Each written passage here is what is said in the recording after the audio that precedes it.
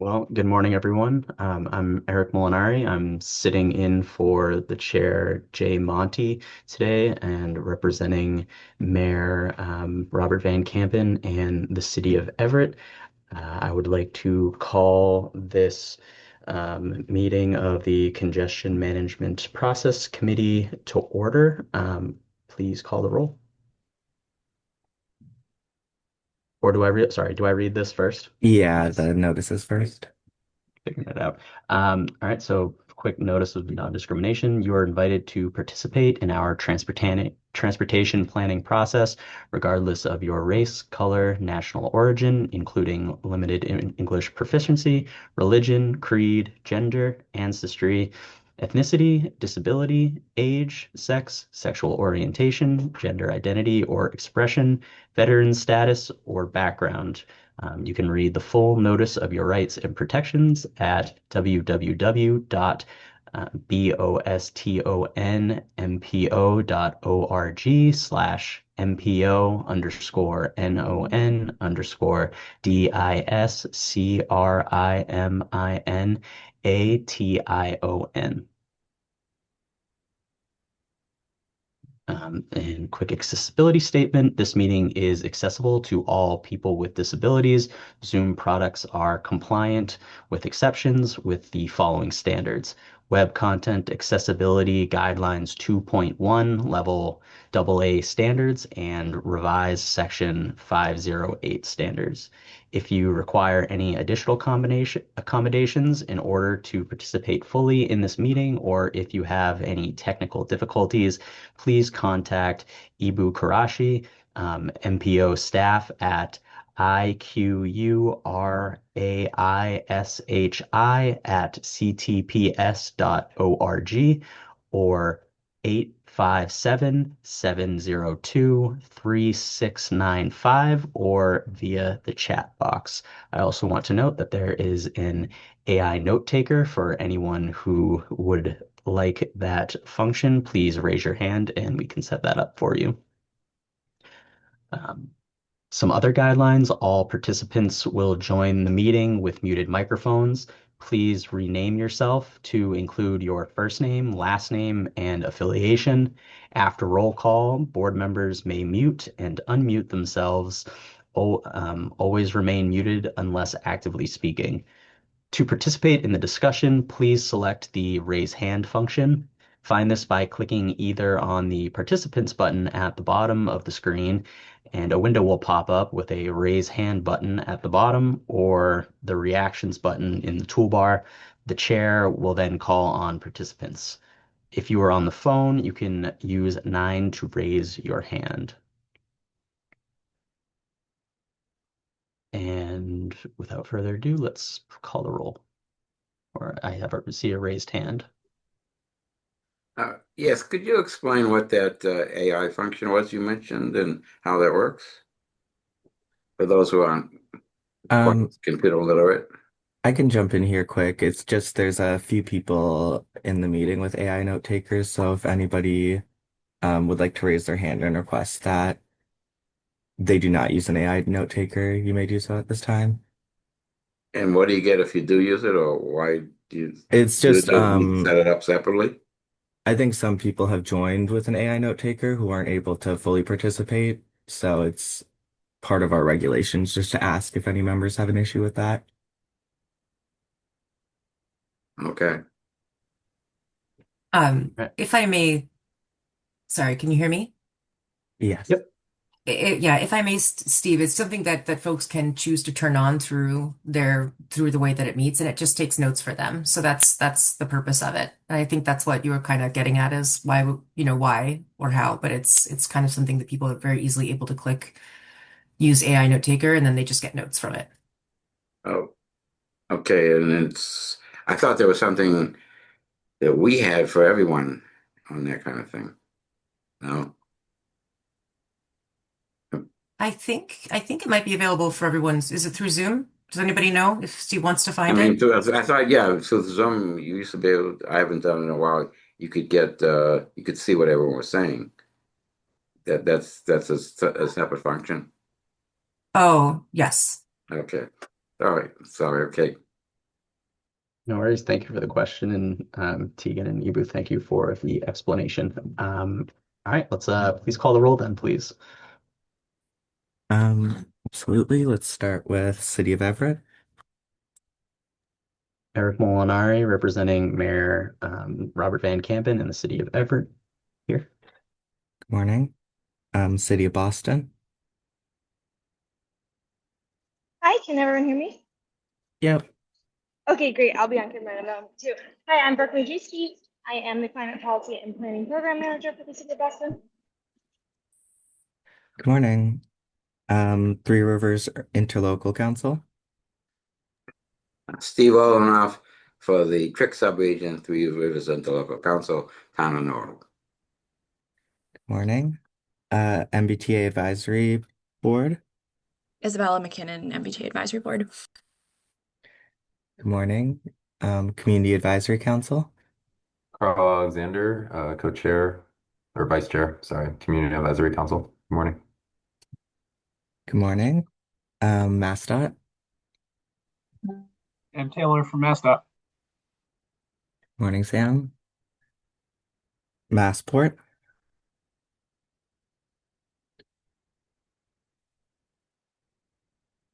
I'm not seeing anybody for Massport. I'll return back at the end. And then Town of Arlington. Leonard Diggins, Town of Arlington. Awesome. And one more time, Massport, if there's anyone here. That calls the roll, Mr. Chair. Thank you very much. Let's move on to agenda item 2, public comment. If there's anyone from the public here who wishes to make a statement, please raise your hand.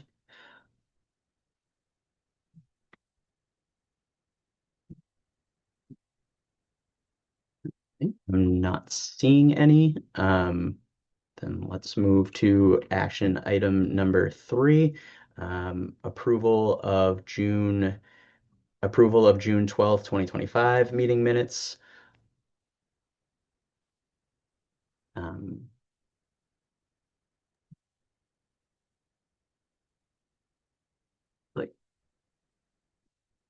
Could you sorry, Ibu, could you please call the roll for that vote? Yeah, absolutely. Eric Molinari. Yes. Brooke Majewski. Oh, Len, sorry, go ahead. Yeah, well, I think we need a motion, to approve the minutes. Oh, sorry. Yeah, and then second it, so I'll go ahead and make the motions, just so we don't get in trouble. Yeah, no, sorry about that. First No time problem. sharing, still I learning hear the you. ropes here. No problem, no problem at all. Even when you've Appreciate shared it. many times, you sometimes skip that step. So Yeah, of so course. I've been there, sorry. So I make the motion to approve the minutes. And I will second that motion. Thank you. And Eric Molinari. Eric Molinari, yes. Brooke Majewski. Yes, Brooke Majewski. Steve Olenoff. Steve Olenoff, yes. Isabella McKinnon. Isabella McKinnon, yes. Carl Alexander. Carl Alexander, abstain. Sam Taylor. Sam Taylor, yes. And Leonard Diggins. Diggins, yes. Thank you. Awesome. The motion passes, Mr. Chair. Thank you for that. Let's move on to item number 4, presentation of the CMP network viewer by Priyanka Chapakar from the MPO staff. Hello, good morning. Thank you, Mr. Chair. And if we can go on to the next slide. Sorry, one behind, sorry. So yeah, good morning, everyone. My name is Priyanka Chapekar, and I am the Congestion Management Process Program Manager at the Boston Region MPO. Thank you for taking time today to join today's CMP committee meeting. It's great to see you all again. And a brief overview of today's main discussion will first focus on the CMP network viewer and the CMP network, and then we'll go on to talk about performance measures for the CMP. And going on to the next slide, please. Okay, so for a recap, as it's been a while since we last talked about the CMP network, this is a quick refresher. The CMP network is a transportation network that is defined by user volume data and will be used to monitor, evaluate, and identify strategies to reduce traffic congestion. This usually consists only of roadways, but as our region is served by multiple transportation networks, the CMP network is also multimodal. And the network is aimed to have three main purposes. So it will identify high traffic volume roadways for establishing congestion performance metrics. It will also identify user volumes on other modes of transportation to inform relevant performance metrics for mode shift. And then the third part, which is the most relevant to the CMP's current stage and our discussion today, is that the network will be used as a basis to identify regional priority congested corridors in conjunction with travel time delay and congestion data. Next slide, please. So this brings us to the CMP network viewer. This is an interactive tool to visualize user volumes on multiple modes of transportation in the region. As mentioned earlier, it will support the identification of congestion corridors and intersections by visualizing user volumes on multiple modes of transportation. Also visualizes travel time delay patterns on the region's roadways and will form the basis for a new performance measures dashboard that will ultimately integrate user volume data with traffic congestion data. Next slide. So these are the components of the network, which include basically different modes of transportation, so to speak. So it includes roadways, freight corridors, MBTA bus routes, MBTA rapid transit, MBTA commuter rail, also RTA routes, which is not on the slide right now, and then also bike ped networks. And then these also form the basis for the CMP network viewer, and then which is divided by tabs according to transportation network. Going on to the next slide. So I will now briefly demo and go over the CMP network viewer, which is this interactive tool, and discuss that briefly. And I'll start sharing my screen.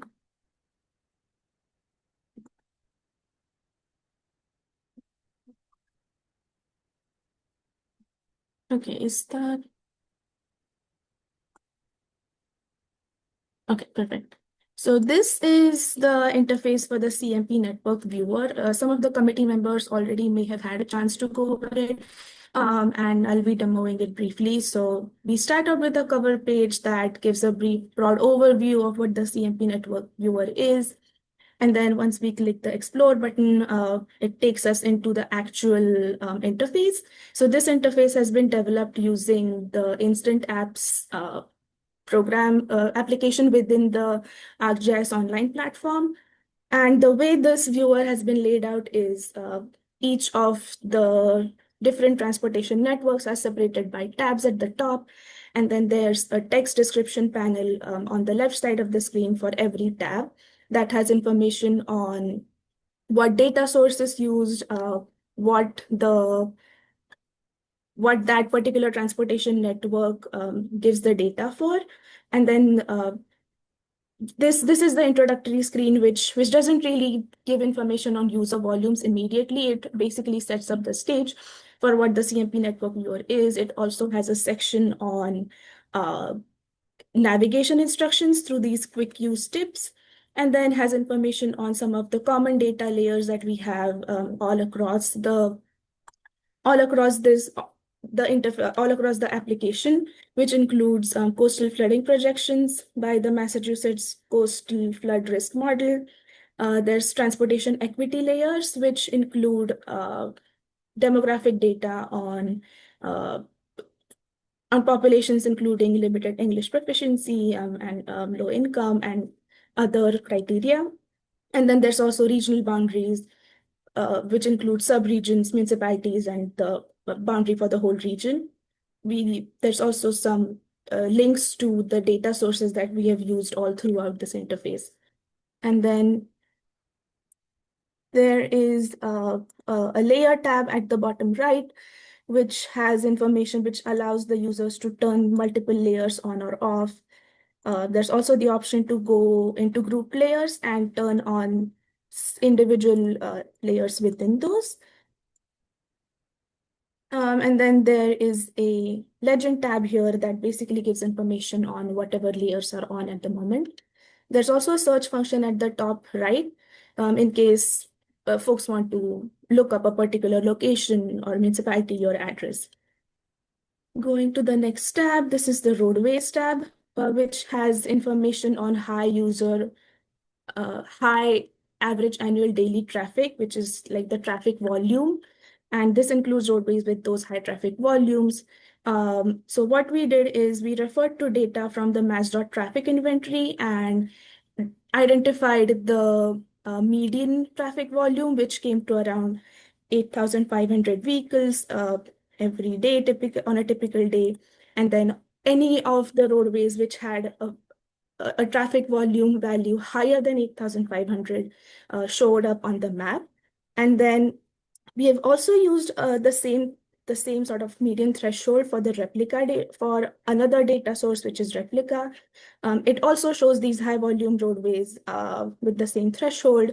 But as we can see, because the methods of data collection for these two data sources or data sources are very different, the sets of road that show up are also very different to each other. But yeah, they tell the same story, I'd say, but in slightly different ways. Then going to the freight tab. All right. So these are freight corridors all across our corridors with high freight activity in our region. The data for this has also been sourced from Replica.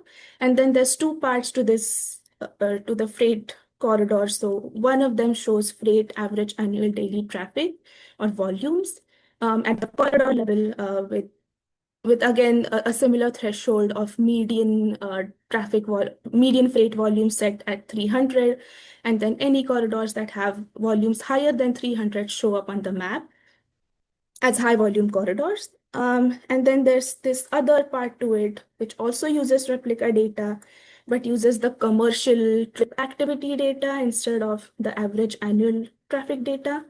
And then we have sort of overlaid the commercial trip counts from Replica with this hexagonal grid system that Uber has published and overlaid it across our region. We found the sub-regional averages for commercial trip counts for each of the subregions in our region. And then the hexagons that do show up have a higher commercial trip activity than the subregion in which it is located. So we basically found a freight vehicle miles traveled by overlaying this hexagonal grid with commercial trip activity to find how many miles were traveled through this through a commercial trip. And then once we zoom in, similar summaries of hexagons start to come up just at a more granular level of detail. And then there's also a national highway freight network component to this, which is a freight network that is defined federally and includes multiple categories of priority freight corridors all throughout the country. And yeah, there's multiple categories to it, which users can turn on or off to look at. Going to the Excuse next me. tab there. Yeah, okay. Sorry, can I interrupt? Yes. Yes. Thanks. Quite quick. How'd you get the hexagons? I mean, on the freight. I just. Yeah. So the hexagons are basically. Sorry, let me pull it up. Yeah. So the hexagon grid is a system of hexagonal grids at different scales that Uber has published as an empty grid. And then we overlaid that empty grid with commercial trip data from Replica. No, I appreciate that. I just, it was kind of like mechanical. It's like what boxes had you switched on and off. So it was just kind of user ignorance on my part. So thank you, appreciate it. That's it. Thanks. Okay. All right. So going to the next tab, This actually starts to provide more insight into congestion rather than just user volumes. Um, it's let's see, it's taking a while to load. In the meantime, okay, it showed up. Okay, so we've called this reliability metrics, and this includes information on multiple travel time reliability measures across the region, which include the level of travel time reliability, the travel time index, 95th percentile travel time, and the truck travel time reliability. So other than the 95th percentile travel time, the other three measures are all different kinds of travel time ratios, which basically compare a higher or congested condition travel time to a free flow or non-congested condition travel time. And then for all of those ratios, a ratio closer to 1 is more desirable, and ratios that go higher over 1.5 are considered to be congested or unreliable in terms of travel times. So there's an option to toggle all of the roadways. So we have used the National Performance Management Research Dataset, or the NPM-RDS dataset for this, access through the RITIS suite, which is, so this is a roadway network that is also prescribed by the Federal Highway Administration, and used in their transportation performance management guidance.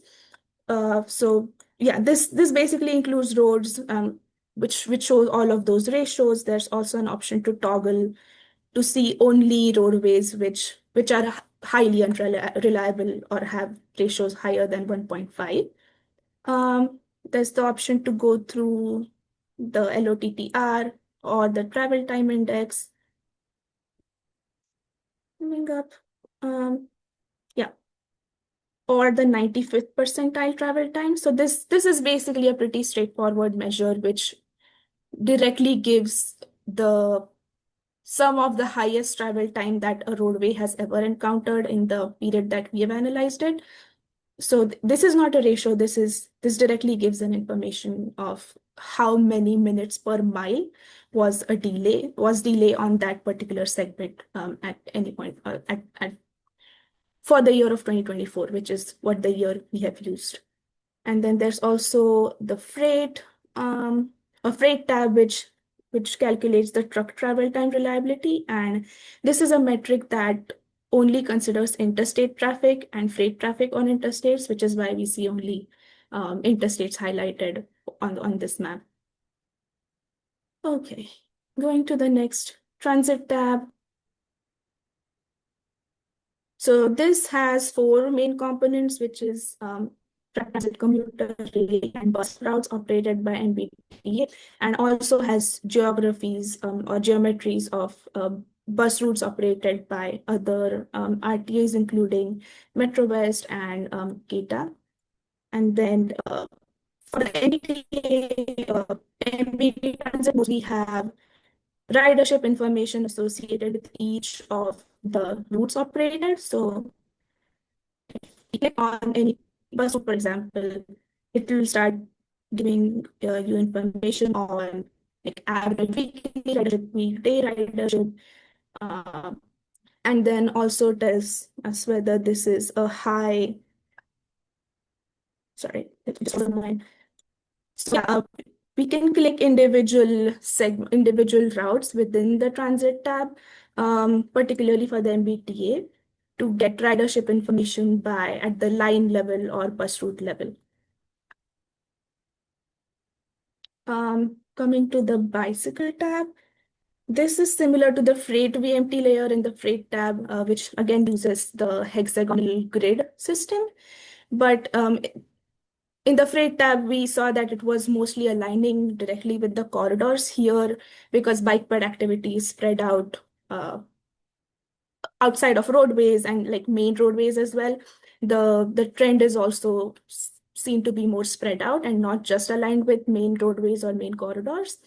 And then the system we used, or the method we used here, is accessed bicycle trip data from replica again, and then found the averages for each subregion.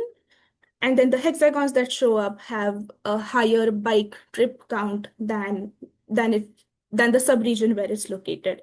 So we have basically found the bike miles traveled based off of the hexagonal grid and the bike trip activity to show up areas with the highest bike miles traveled in the region.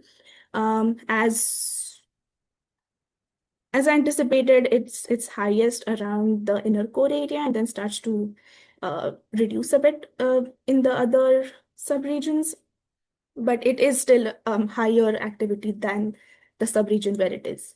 And then when we zoom in, this so that we can visualize how existing biacity correlates existing infrastructure. And then needing more, it starts to give detailed hexagons using the same sub-regional average logic, but at a more granular scale. And then the pedestrian network, very similar method to the bike network, where hexagons that show up have a higher walk miles traveled value than its sub-regional average. And then when we zoom in, we start seeing these walking activity, but at a more detailed scale. And then the final tab is this composite network, which is a compilation of all of the transportation modes and networks that we saw in previous tabs. And then the purpose of this is to visualize intersections or connections or gaps in connections between multiple transportation networks, particularly between roads and bike pair or between roads and transit. And then the main use for this will be when we are trying to look at mode shift strategies and trying to identify the best performance measures to identify mode share and promote mode shift. So, okay, that was the demo. And I'll hand it back to Ibu to start sharing her screen again. And just take a pause here for any questions.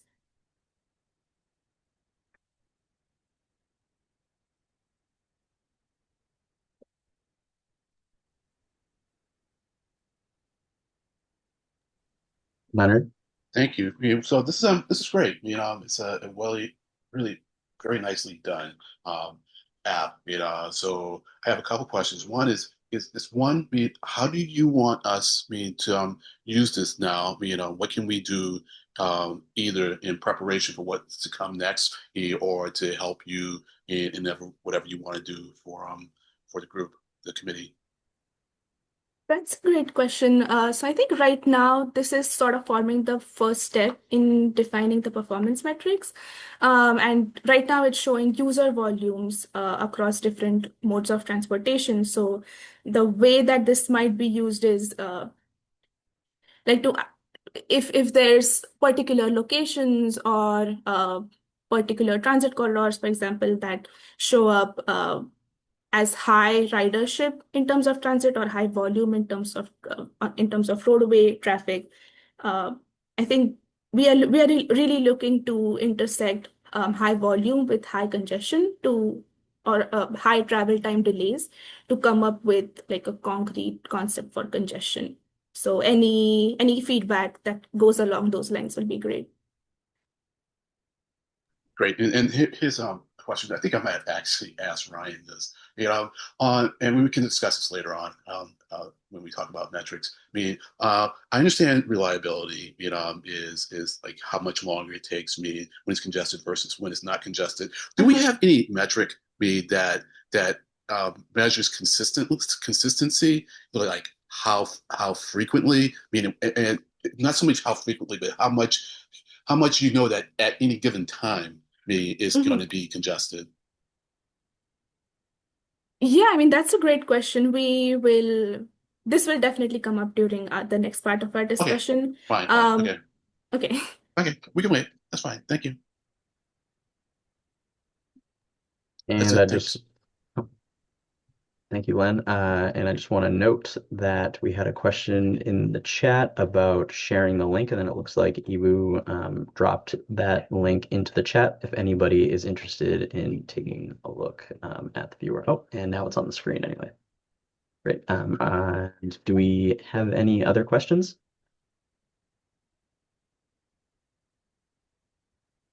All right, not seeing any, then let's move forward to agenda item 4, a presentation of the CMP network viewer to discuss the, am I reading the right one here? Sorry, give me 1 second. Discussion on developing the network and the performance measures to track congestion. And I will hand it over to Priyanka. Thank you, Mr. Chair. So yeah, this is coming to the next part of our agenda, and this is more discussion focused and more Q&A based, as this is the next step in developing the region's CMP. So going to the next slide, please. Yeah, so this agenda item will introduce performance measures, what their role in the CMP is, and then we can have a discussion with the committee to identify metrics that would be most helpful in tracking regional congestion. And then next slide, please. Yeah, so to start with, what are performance measures in the CMP? So like most other performance measures, these are quantifiable metrics, but are traffic data specific or transportation data specific, and are used to monitor and track congestion over time. They are useful to identify locations that are consistently congested or have unreliable travel times, and can also be used to evaluate effectiveness of transportation projects by analyzing before and after conditions data for a particular location. Next slide. So for how these performance metrics would be actually used in the CMP, so they'll be used to identify the most congested corridors in our region. So this will be done by applying a potential weighted scoring system, which incorporates multiple metrics that talk about congestion or travel time reliability or vehicle volumes. And then those scores or that scoring system would be used to identify priority congested locations and congested corridors in our region. And then ultimately that will be used to develop strategies or recommendations for managing congestion. And then the scoring system is still very much a work in progress, and we will discuss it in more detail in a future committee meeting. But yeah, so these performance measures will basically be used to define corridor areas for managing congestion. Going to the next slide.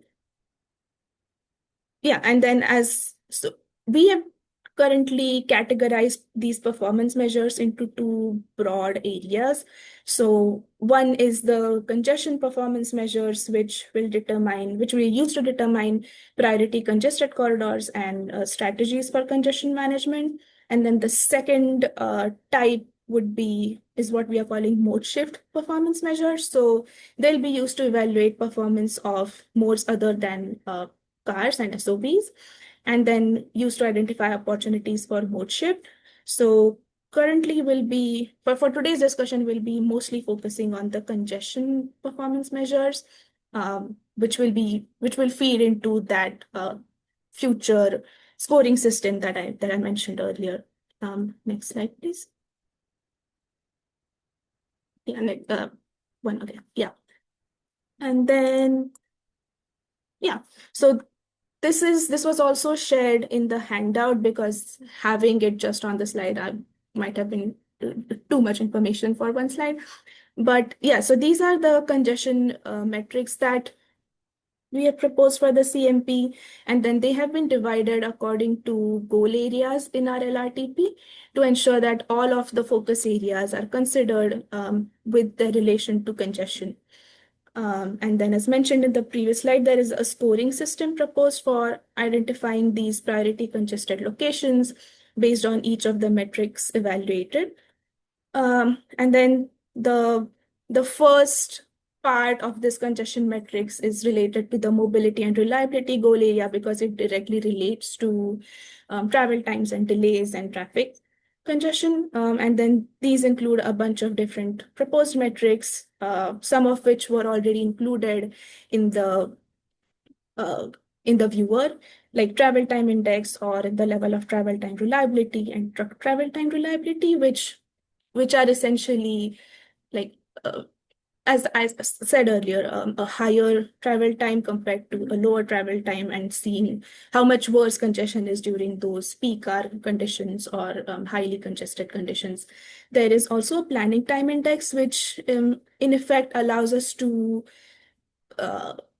us to predict how much longer it might take to make a particular trip during congested conditions as opposed to when it's not congested. So for all of these ratios, a ratio closer to 1 is desirable because it indicates that congested conditions are very close to the average or non-congested conditions.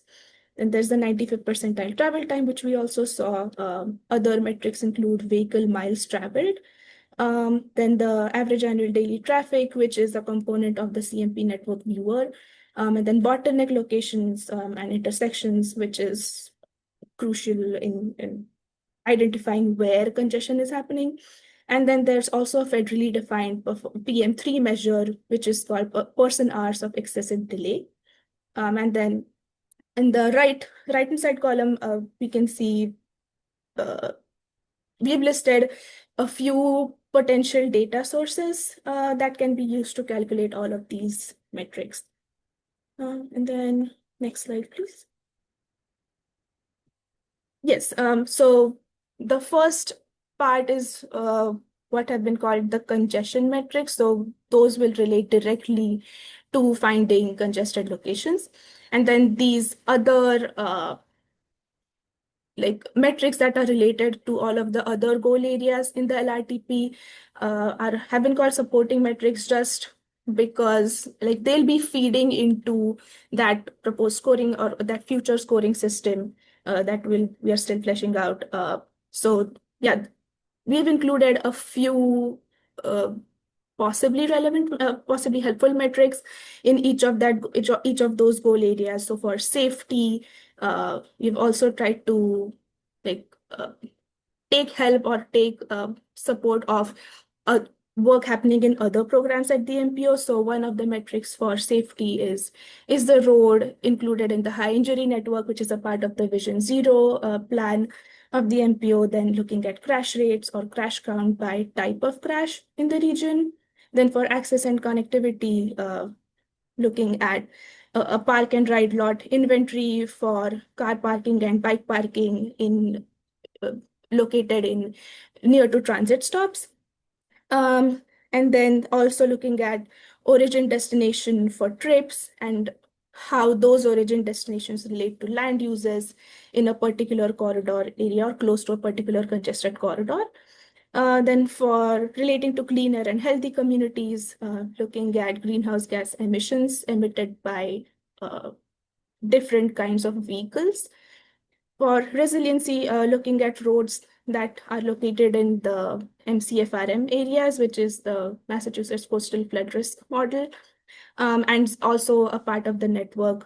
So we can see those roads which are currently at risk of flooding according to this model. And then there's roads included in evacuation route maps, which is work that's currently happening at the MPO, and then also looking at EV charging stations and infrastructure in proximity to that congested corridor to bring in or to see how that the EV factor of things relates to vehicle fleets, and also maybe like looking at transitioning transit vehicles as well to an electrified fleet. And then looking at equity, wherein we'll mostly consider exposure to poor air quality by different demographic groups, looking at the environmental justice index possibly, and then maybe looking at the cost of delay for users, the cost of congestion, basically. And then relevant data sources have been again listed on the right. And I think the main uh, input or the main feedback that we wanted today was if we go to the next slide,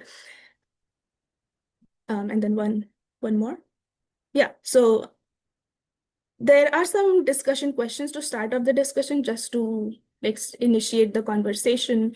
So the first question relates to the first slide on congestion metrics, on which of the metrics that were shown or that probably were not shown would would would be the most useful to measure roadway congestion.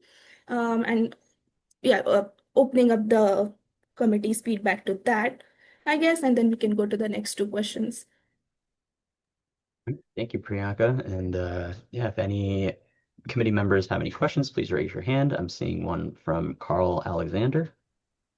Yes, hi. Thank you so much for your presentation and just, looking at the input metrics. I want to kind of look through it a little bit more intently here on the agenda handout, but I just wanted to kind of like express, I think the overlay of kind of congested roadways and flood risk, I think is a really kind of unique and important look, because of, these are likely the kind of clogged arteries that, become really backed up during emergency management scenarios.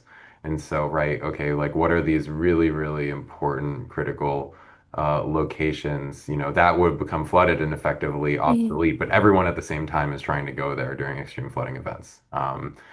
So I think that I just wanted to call that out as an important overlay within these metrics.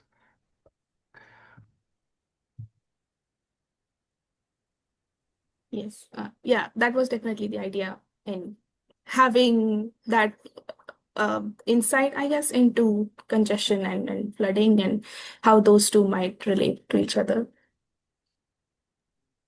I'm seeing Leonard Dickens with his hand raised. Yeah, thank you. So, harkening back to my earlier question, I think the planning time index is getting at what I was asking. So I'm going to look into that a bit more because the reliability in metrics that we see to me are more like delay functions, as opposed to consistency functions. And yes, we want the network, to behave, function optimally so that you get there as quickly as possible. But if I know it's always going to be delayed, and I know about how much it's always going to be delayed, then that's reliable in a sense, because I can plan around that, and that would factor into the user cost of delay. And there would be an interesting interplay there, because you can allocate your time based on how much time you think it's going to take, and do we measure that against the norm, the average, or do we measure that against the ideal? And so I think that's a question for us in general. But I just want to say, since the scoring is pretty much very much a work in progress, I'm happy to hear that, because the goal areas that you lay out, the equity is no longer a specific goal in the LRTP. It's now like integrated into all the other goal areas. And that's what we see, when we do the scores, for the projects, which I think is great. Because it does say, tells us that. Because it's just a reality situation. Equity is a factor of everything. I know it makes the scoring more challenging, but Betsy Harvey, who I don't know if the word pioneered, is the word for it, but she certainly is the one that led the MPO in that effort to make equity a part of every major category, and that's why we have like the equity index for all the categories. So I want to suggest that we seriously or strongly consider doing that with the metrics that we use for congestion. That's it. Thank you. Thank you, Len. If anybody has any other questions, feel free to raise your hand. Carl? Yeah, sorry, I don't mean to leapfrog anyone else too. I'm just looking at the access and connectivity goal areas, and I'm wondering if you can elaborate on the data sources labeled future MPO work.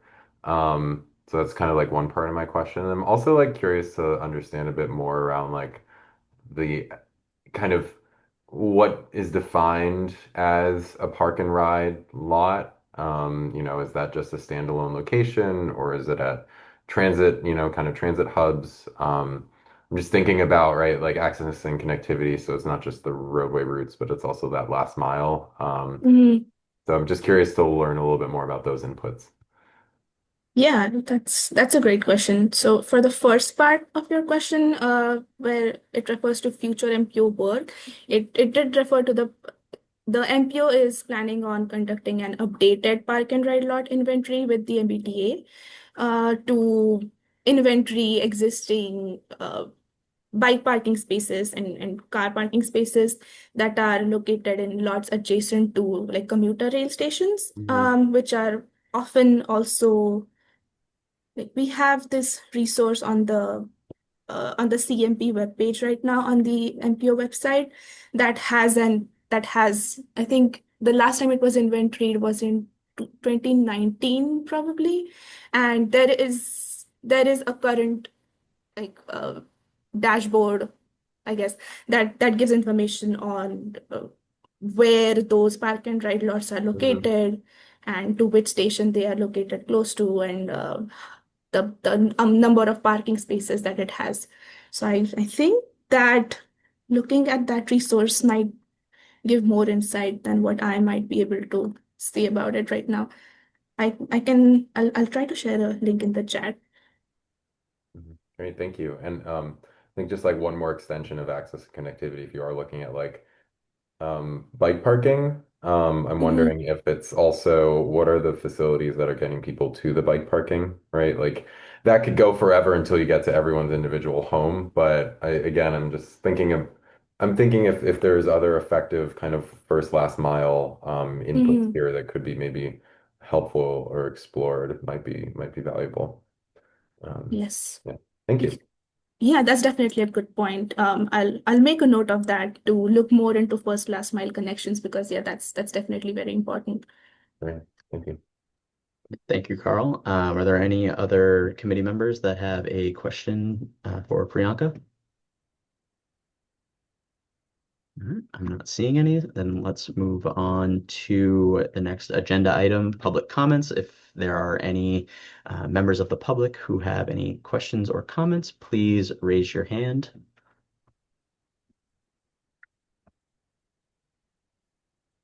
All right, I am not seeing any. Then let's move on to item 7, members items. If there is anything that any CMP committee members would like to share, please raise your hand. Right, again, not seeing any. Then I'd like to ask if there is a motion to adjourn the meeting. So moved. All right, I see that motion. Is there a second? Digging seconds. All right, and with that we will conclude the meeting. Thank you all.